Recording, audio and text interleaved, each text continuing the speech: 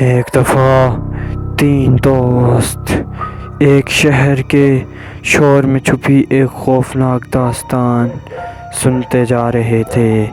ایک چھوٹے گاؤں کا نام بھوتی گالی تھا، جہاں مقامی لوگوں کا کہنا تھا کہ یہ ایک پرانا ہوٹل تھا، لیکن اس میں ہونے والے واقعات کے بعد یہاں پر روحوں نے اپنا بسیرا کر لیا تھا۔ یہ ہوٹل بھوتوں سے بھرا ہوا تھا، یہاں پر اکثر لوگوں کو بھوت دکھائی دیتے تھے۔ یہ کہانی سننے کے بعد ان تین دوستوں نے اس ہوٹل میں ایک رات گزارنے کا فیصلہ کیا، اور انہوں نے یہ ارادہ کیا کہ وہ رات وہاں پر گزار کے ان بھوتوں کی کہانی سب کی پیش کریں گے۔ جب وہ وہاں پہنچے، ہوٹل کی گہرائیوں میں رات کی سنگینی محسوس ہو رہی تھی۔ کمرے کی روشنی چاندنی سے بھی کم تھی اور خوف کا ماحول چھایا ہوا تھا۔ فاطمہ کی ٹوٹی ہوئی روشنی میں شیشے ٹوٹ گئے اور ہوٹل کے اندر سے ایک دہشت گردانہ آواز آئی، جو آواز ان جنات، ان بھوتوں کی تھی جو کہہ رہے تھے، تم کیوں آئے ہو؟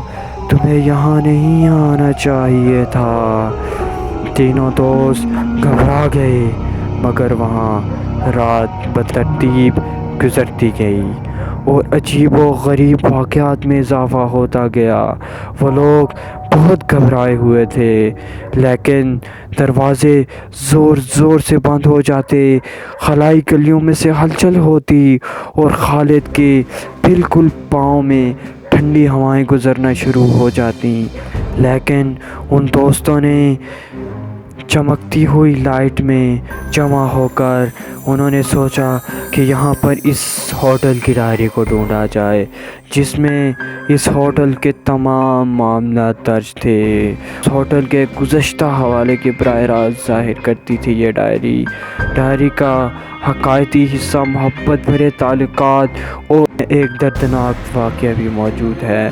رات بھر کی تلاش کے بعد دوستوں نے ڈائری کو ایک لوس فلور کے پیچھے چھپا ہوا پایا۔ وہ دوست اس ڈائری کو ڈھونڈتے ڈھونڈتے اس بورڈ کے پاس پہنچے۔ جب وہ آخری صفحات کو زور سے پڑھ رہے تھے، ہوٹل ہل رہا تھا، اس کی دیواریں ہل رہی تھی، زور زور سے چیخنے کی آوازیں آ رہی تھی، اور وہ کمرہ روشنی سے ایک دم اندھیرے میں ڈوب گیا تھا۔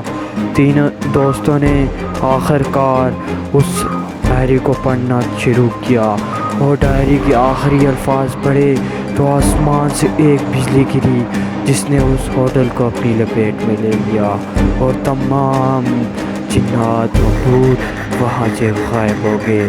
اس دن کے بعد وہاں پر کسی کو بھوت نظر نہ آئے، اور ان دوستوں نے دن کی تاریکی میں وہاں اس ہوٹل کو چھوڑا اور بہادری کی ایک داستان قائم کرتے ہوئے وہاں سے نکلے۔